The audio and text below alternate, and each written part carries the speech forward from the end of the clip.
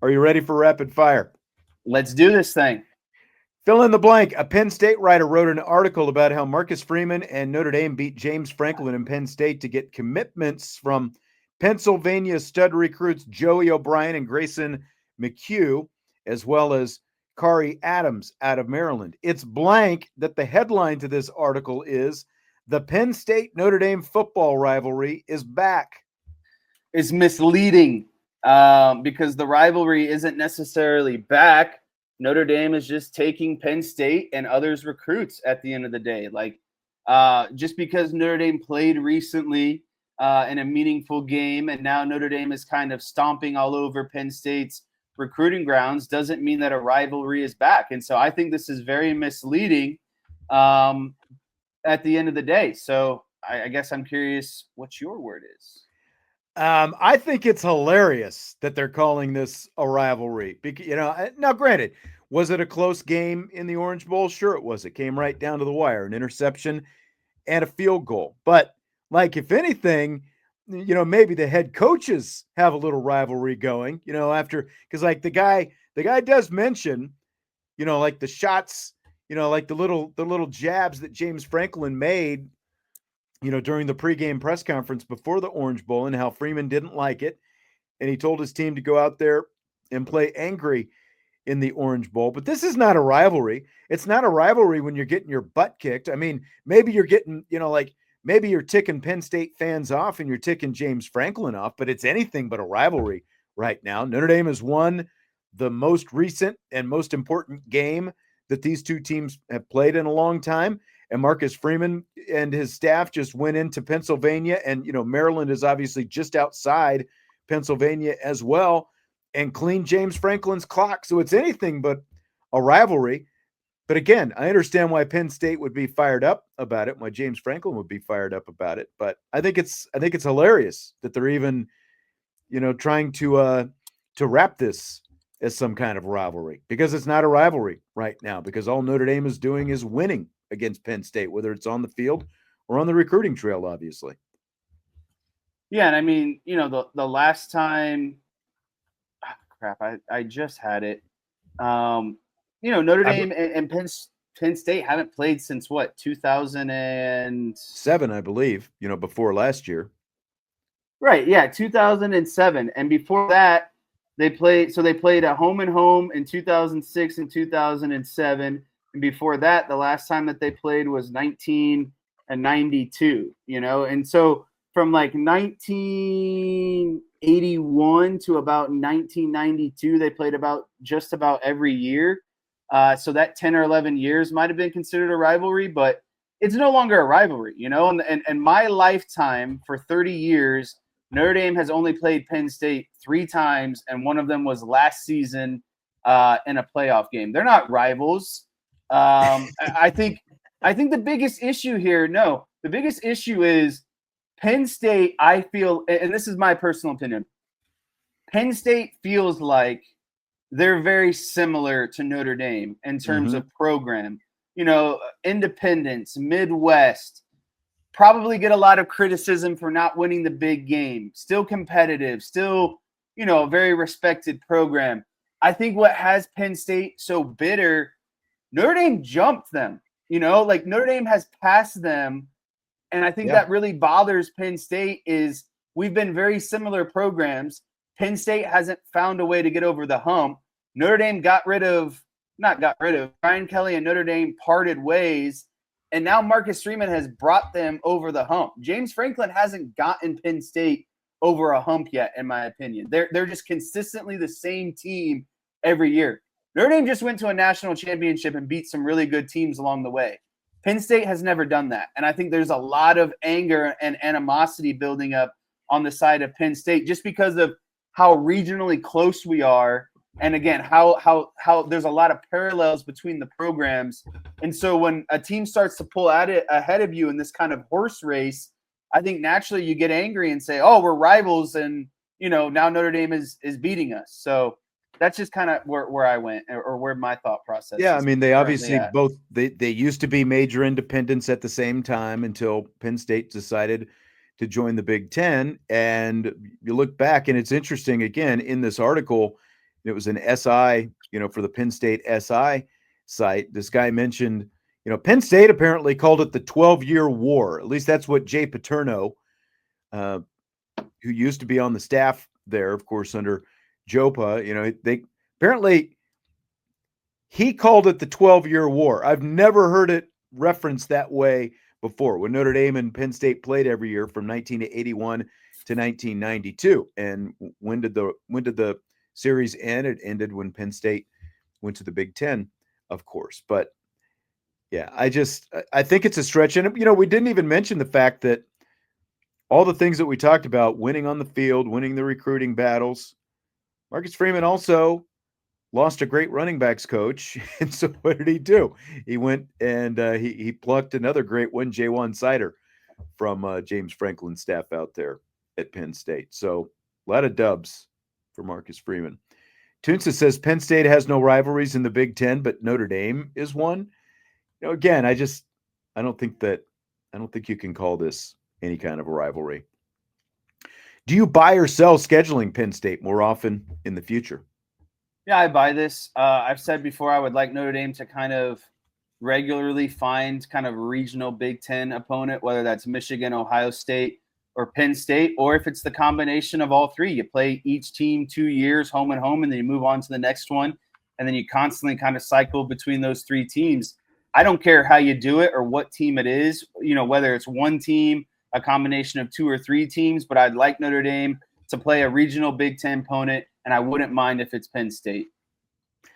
I'd still rather have Michigan or Ohio State on the schedule than Penn State. For the most part, I wouldn't mind, but it would have to be, again, like in some kind of rotation.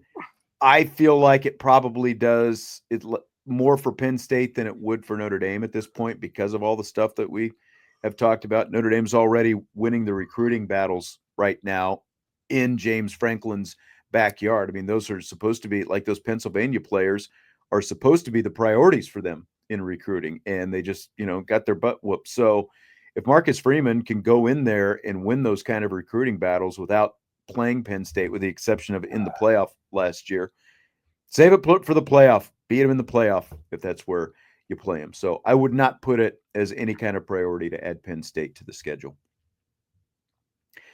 Fill in the blank. After the commitment of 6'4", 215-pound tight end Preston Fryzel today, Marcus Freeman's now 20-player 2026 recruiting class is blank. Star-studded. I think that Marcus Freeman is just continuously stacking up these big-time recruits. Now up to the number of 20 players.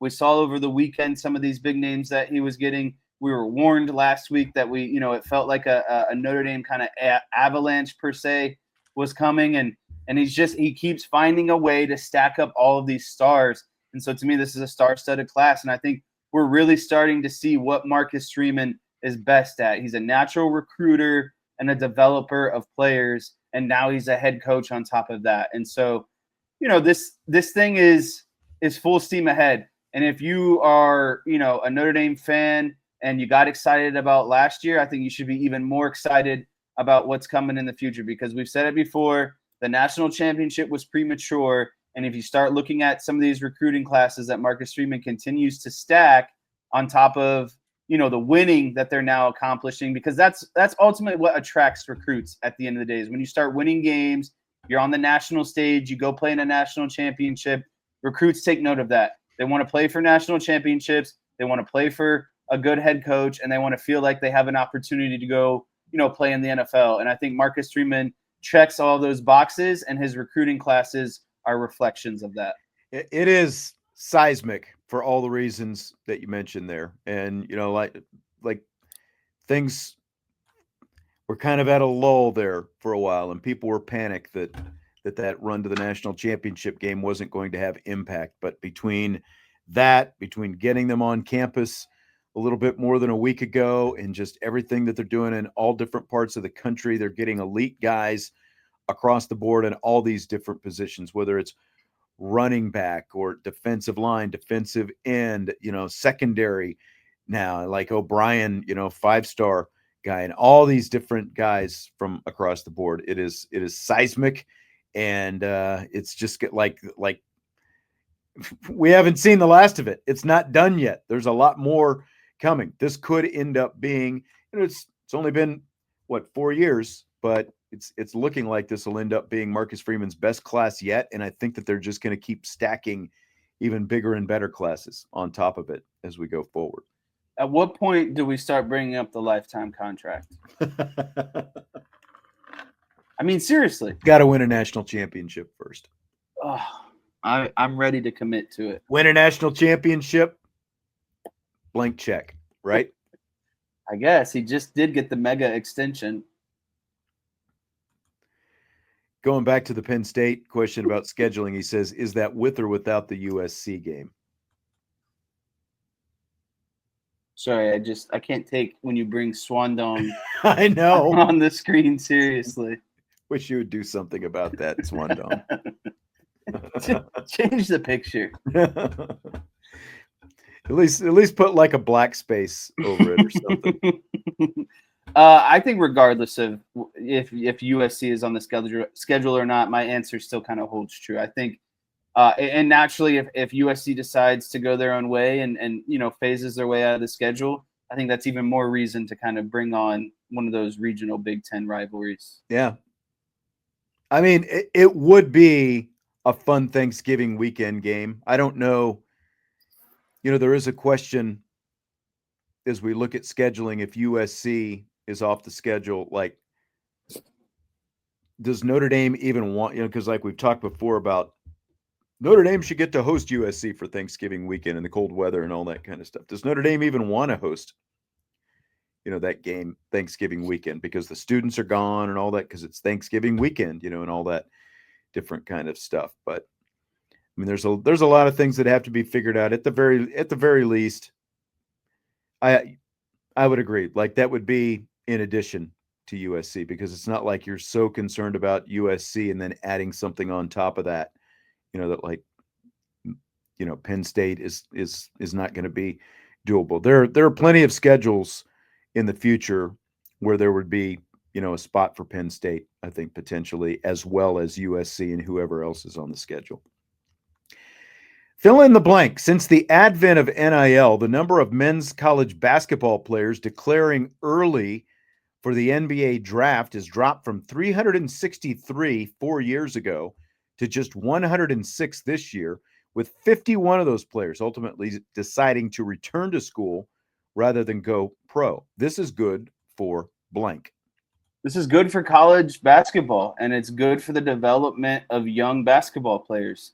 I feel like, a lot of these guys that decided, to commit to the NBA draft early was, how can I get a paycheck at the end of the day, right? And so the NIL or the advent of NIL has kind of neutralized that because now these guys don't feel the pressure to go on to the NBA like it's like a make or break situation, right? And like a lot of those guys probably feel like, well, if I don't go this year, when is my year going to be, right? Or like this moment could pass me up and then I'm ultimately stuck. I just think that this really encourages college players, one, to stay in college and, to me, the most important part, get the degree taken care of, but two, also find a way to kind of get some of those financial needs met so you don't feel the pressure to go on to the NBA. And I think ultimately this will lead to a better product for the NBA because I think you're going to get more polished players coming into the draft, more mature players coming into the draft, and guys who don't have to spend as much time in the G League or overseas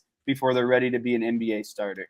Yeah, I think it is good for basketball, period. Not just college basketball. It is good for college basketball. It's great for college basketball, but it is also good for the NBA because of what you talked about, because guys are going to be more developed. But like my interest in the men's college game had really like been steadily falling off because of one and done. And, because of the fact that even if it wasn't one and done, it's two and done.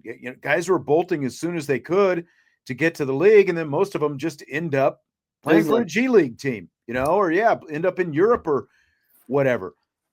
This is really good for men's college basketball because like now you're still going to have transfer portal. So that's going to, like some of the cohesion and stuff like that won't be there. But in general, like the overall fundamentals of the college basketball game, which, like stereotypically is what most people like. The fundamentals are stereotypically what most people have associated with the college game for a long time. And I see people like Joe knocking the NBA. The fundamentals in the NBA are better right now than they've been in a long time because the best players in the college game have gone to the NBA. And so, like, you may not like that product, and that's fine. I'm not trying to sell you on the NBA by any means, but I think the fundamentals in the college game are going to get a lot better. Aesthetically, it's going to look a lot better because of the fact that you've guys, got guys staying around longer and playing longer. And I think that ultimately that's going to be good for the NBA as well. I think an underrated aspect of this as well is, there's a lot, and it's self-inflicted, I guess you could say, but there's a lot of pressure on those, one and done guys coming out of coming out of college and playing in the NBA because they're so young, but the expectation level is so high, If you're a lottery pick, you're expected to basically fix all those teams' problems as an 18 or 19-year-old at the end of the day. So I just think, again, a big part of this is the mental maturity that comes along with being a successful NBA player. I think alleviating some of that pressure for 18 and 19-year-olds to feel like they have to change an NBA franchise just because they're a lottery pick is also going to help out a lot as well. I was going to ask you about it. Well, like for people who knock the NBA, and again, if it's not your thing, it's not your thing. But like the two teams that we just saw, like when you talk like OKC and Indiana playing each other in the finals, like, we talked about, again, like they both had stars. Halliburton for Indiana, SGA, Shai Gilgeous-Alexander for Oklahoma City, budding superstars, both of them. So they both had stars, but like most teams that win championships have at least two, if not three, of those caliber players. They both of those teams played a very good fundamental brand of basketball, in Oklahoma City specifically with their defense. That's ultimately what won the series. Now, the Halliburton injury, and we can kind of talk about it here real quickly. Do you put any kind of asterisk next to OKC's title because of the Halliburton injury in the first quarter last night? No. Injuries are part of the season. Yeah, I agree. It's a long grind. I mean, if we're going to play that game, you could go back to, when the Raptors won their championship with Kawhi. They had a lot of, things break their way on that playoff run in terms of injuries as well. It's just, it sucks. And, it feels like you're not beating a team full strength. But again, that's just, part of the process at the end of the day. You can still kind of overcome those things. I will say, though, I would hate to be an NBA player wearing the number 0 in the NBA playoffs. Damian Lillard, Jason Tatum, and Halliburton all tore their Achilles. Ugh. All wear number 0. All played in the playoffs. And what's even, like the two things are, one, just suffering that kind of injury. And, then you had idiots like Bayless, who was questioning whether he was really hurt before the game. And of course, anytime Skip Bayless says something, I guess you could probably just sit back because it's going to blow up in his face because it's so idiotic. And then this was the risk of Halliburton trying to play, and he went out there and he played in game 6 and he got through it okay. And was off to a great start last night. And then unfortunately something like this happens. And now he's going to be out all of next season. That's the worst part, in my opinion. Yeah. Is these guys are now out for the entire next season. And, I was playing softball last night in scorching temperatures, by the way. And it's summer. Get used to it. Like 30 minutes into the game, everyone's talking about how he, tore his Achilles and all this stuff. And, some of these, I just hate hearing stuff like this, but some of these guys were like, well, that's what you get for playing on an injured calf. And it's like, really? Because you'd be dogging him if he was sitting out saying he's soft and not tough enough. Exactly. Oh, his calf hurts. It's just, I hate people who are like, I told you so when it comes to injuries, like Yeah. it's game 7 of the freaking NBA finals. Did you think he was not going to play? Right. Because now, for him too, is like, and for the Pacers, for that matter, you got all the way to game 7 of the NBA finals and you were up at a halftime. And, like for either one of them, you don't know that you're going to ever get this far again. Like even like to the NBA finals, let alone to game 7 of the NBA finals. And you just have to feel so bad for Halliburton because like as a competitor and as an athlete, like just has to be the worst feeling in the world because of what you just talked about, like feeling like, okay, it's game 7. We've been the underdogs this entire playoffs. We're up at halftime. What if I didn't get hurt? What if I was able to finish that game? And so not only does that loom on his mind, but now the entire, next season of not being able to play is also on his mind. So just a gruesome injury, and, you just hope he can get back as soon as possible. Yeah. Toonces wants to know, I really don't have an NBA team. I just like generally watch. I liked watching the Knicks because of Jalen Brunson this year. I wasn't necessarily like pulling hard for, like I wanted him to win to some extent because I wanted him, to see him keep playing. I wasn't disappointed that the Pacers won, but I don't really have an NBA team. Like I've always like to me, it comes down to style of play. I like the style of play of both teams, Oklahoma City and Indiana. I've always liked the style of play of Golden State since Steph has been there. Again, it's not like I'm a Golden State fan, but that was always a team that I would watch. Jesse, do you consider yourself a Cavs fan since you are in Cleveland and you've been to some games? So that will kind of be where my answer goes. Growing up, I really wasn't huge into basketball or the NBA simply because I just wasn't good at basketball. I was more of a football and baseball player. But I naturally started to appreciate basketball more so when I got into high school and definitely when I got into college. So this is going to make a lot of people mad, but the reason why I got into basketball was because of LeBron James. I thought he was a great player. And so for the longest time, I called myself a LeBron James fan. I rooted for any team that he played for because I liked watching him play. And then naturally, as I kind of, developed more feelings and independent thoughts for basketball, I would say that the Cavs have kind of grown into my team just because I have an appreciation for basketball. The Cavs play really good basketball. And, living in Cleveland, we had season tickets last year. We go to a lot of games. So I guess that would make me a Cavs fan. Okay. All right. The reaction has not been as strong as I thought it would when you said that. So, there it is, Joe. You found out who he really was then. All right, so let's switch gears a little bit. Coastal Carolina head coach Kevin Schnall and his first base coach Matt Schilling both ejected in the first inning of the College World Series Finals against LSU yesterday. It all started when Schnall went to the top step of the dugout in the first inning, gestured at home plate umpire Angel Campos with 3 fingers, and began yelling at him. The NCAA says Schnall was ejected for arguing balls and strikes. He'll also serve a 2-game suspension to begin next season because another umpire tripped over Schnall's foot, but Schnall was accused of bumping the umpire. So here is Coastal Carolina head coach Kevin Schnall afterwards. You get the question first and the answer afterwards. 28th pitch of the first inning. Were you warned prior to it? And then I know the home plate umpire kind of turned his back and walked away. Were any words shared from him to you afterwards?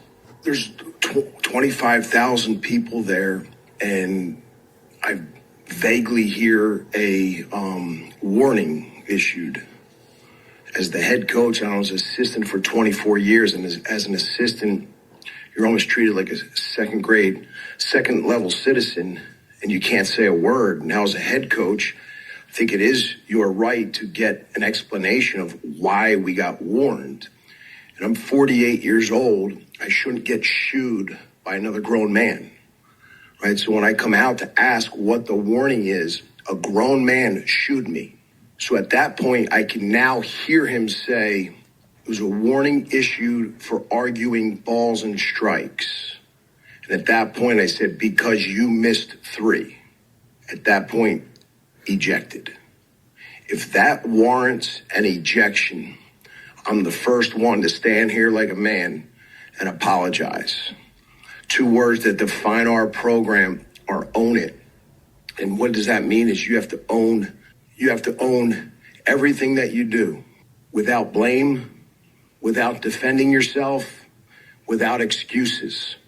If you guys watched the video, there was a guy that came in extremely aggressively, tripped over Campos's foot, embarrassed in front of 25,000, immediately goes 2-game suspension and said, bumping the umpire.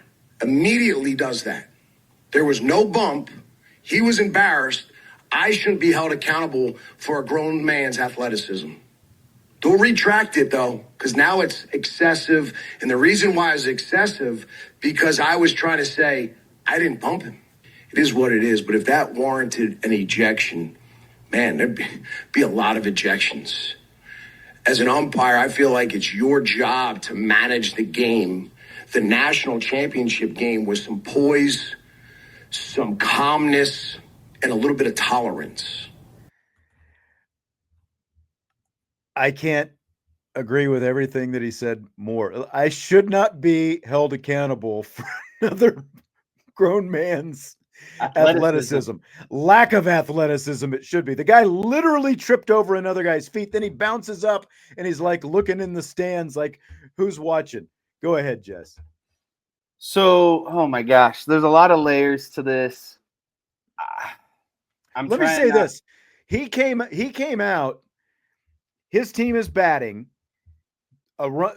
He's got a guy at first base. He steals second. Oh, yeah. There's a curveball thrown to the guy at the plate. The curveball almost hit the guy in the batter's box, and it was called a strike. This is what set him off. Now, I understand that setting him off, but as he said, it was the third one, and it was only the first inning. The only thing I'll say in the umpire's defense in this, in the umpire's defense, is it is the first inning.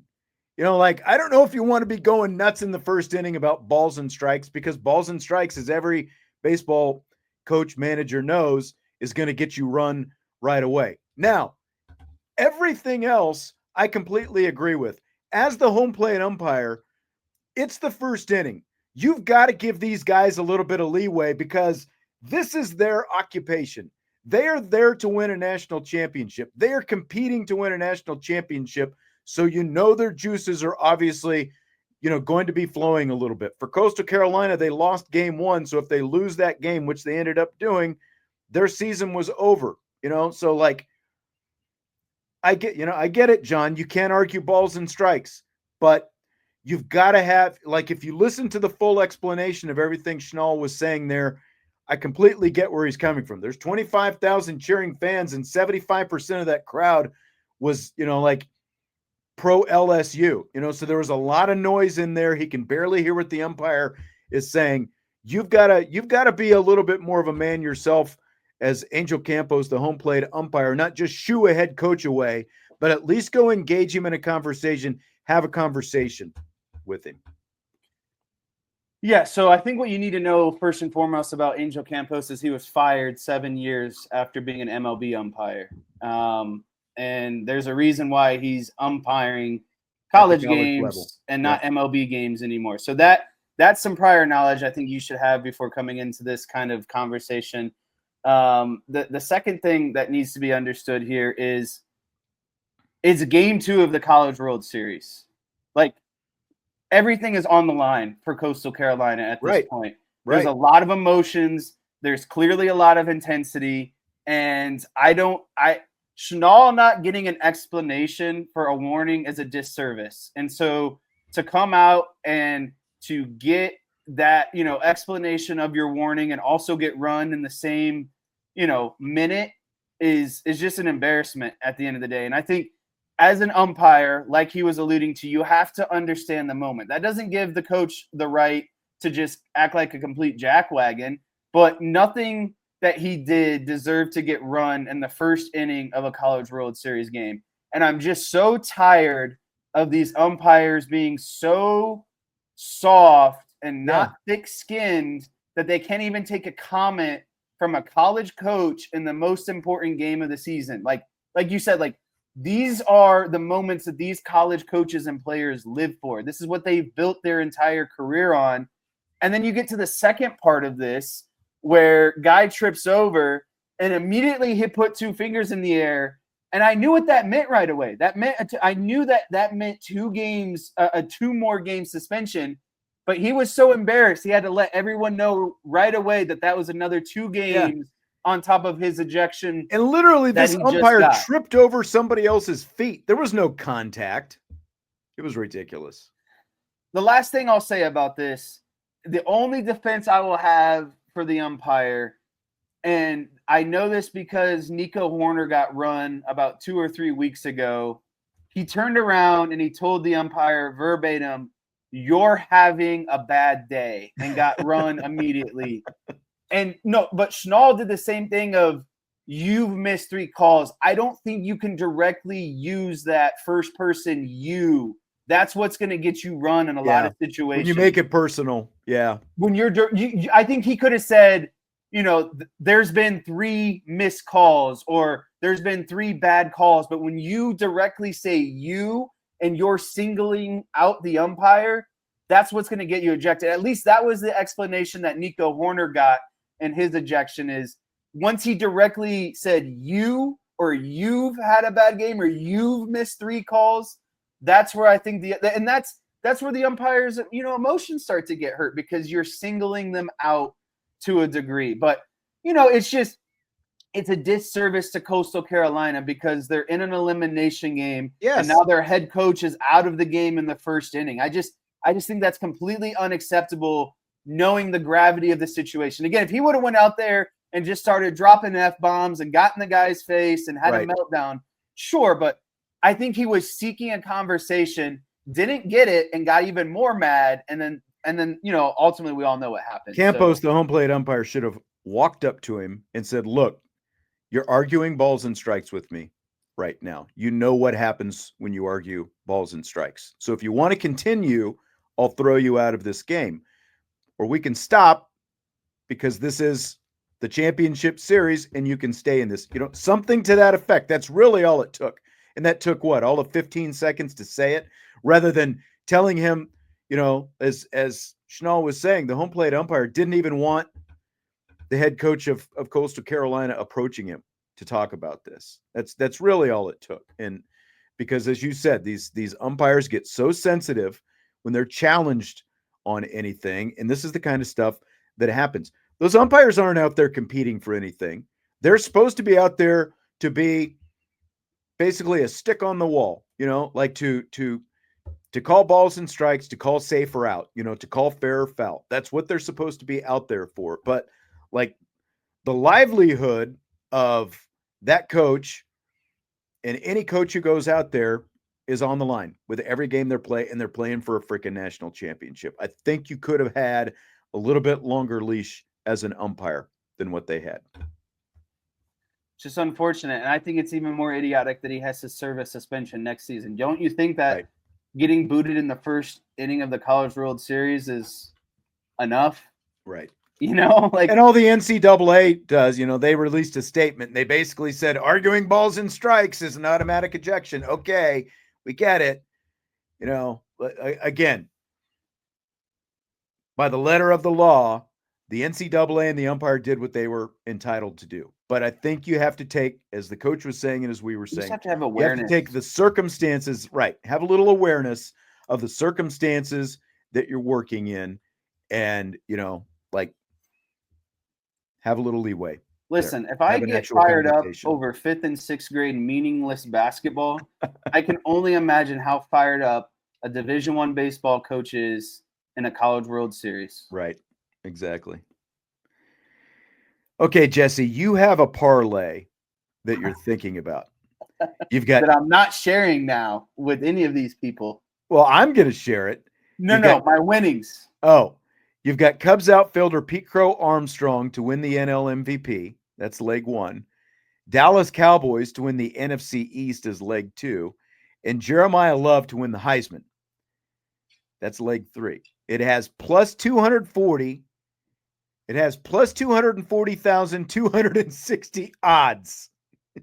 So a $104 bet would win over $250,000. So you shared this with Vince and I today. Have you actually placed the bet yet?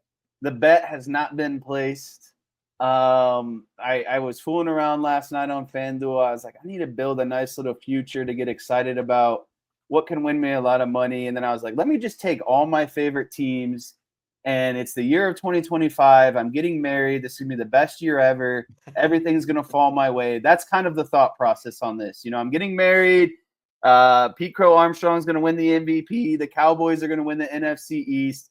And Jeremiah Love is going to win the Heisman. And so I was like, let me just throw that together and see what kind of odds I can get. And then, like you said, it's plus 240,000, 240 and 200 or 240,260. 260 odds.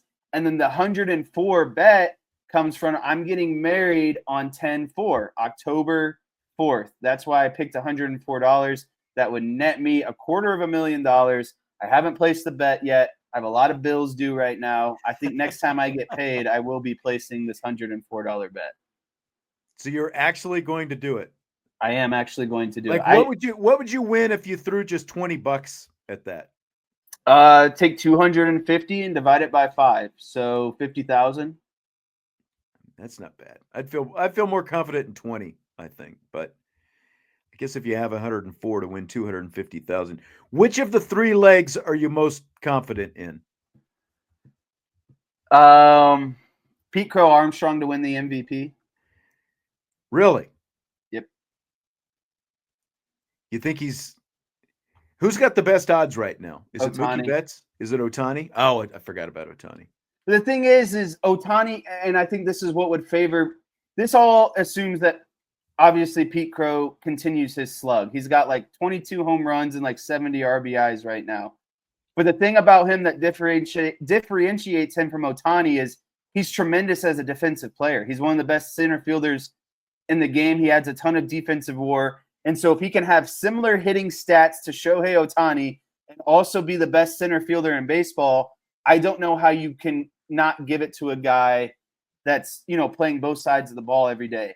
Of course, Ohtani is starting to, gear back up into pitching. So that'll obviously, bolster his resume. But I think of the 3, I feel the least confident about Jeremiah Love just because of the usage stuff that we've talked about. Yeah. But the actual one with the lowest odds is the Dallas Cowboys to win the NFC East. That's at like plus 450. Jeremiah Love to win the Heisman's plus 5,000. And Pete Crow Armstrong to win MVP, I think, is at like plus 800 right now. So the Cowboys do have the shortest odds. And we've talked about this before. I feel good about the Cowboys because I love what they're doing under Brian Schottenheimer. They're getting a lot of pieces back. They added some good offensive weapons. And most importantly, they don't have to play a first-place schedule anymore. Yeah, and when you look at the fact that no team has repeated as NFC champs and that's in a big 21 part of years, it as well. Like odds, like I can't believe that the Cowboys' odds are so low. Obviously Washington has higher odds, but I think the odds are just as long against them to have a rookie quarterback repeat what he did last year and to have the kind of season that they have last year. So I actually like the Cowboys. Like they've shown when they're not expected to do anything that they can have a division championship type season. Where they've struggled, obviously, is actually winning in the playoffs. It's not getting to the playoffs right. and winning divisions. They've won plenty of divisions when they weren't expected to before. They'll do their work in the regular season. It's just a matter of the postseason. I think you got to bring up. Oh, I didn't know you were going to bring up that one. I like God's nuclear comment here at the end. If you bet $1, you might as well bet 100. That's honestly how I feel sometimes. Like if you're going to put together degenerate gambler, if you're going to put together a crazy parlay, like think about like what's really the difference between $1 and $25 at the end of the day. Yeah, right. But there's a big difference between 25 and 100. No, that's for sure. But like when you win that bet, and say you only place $1, you'd be like, man, what if I just would have put that 25 on it, True, right? Like, true. no one wants to be in that spot where you hit a crazy bet and you're like, damn, I only put $1 on this. Like, you might as well go big or go home and actually freaking win something on it if you're going to place it. That's at least my thought process most of the time. Okay, I can see the rationale. Everyone's in there telling you to go for it. Why not? Want to see me lose money. Yep.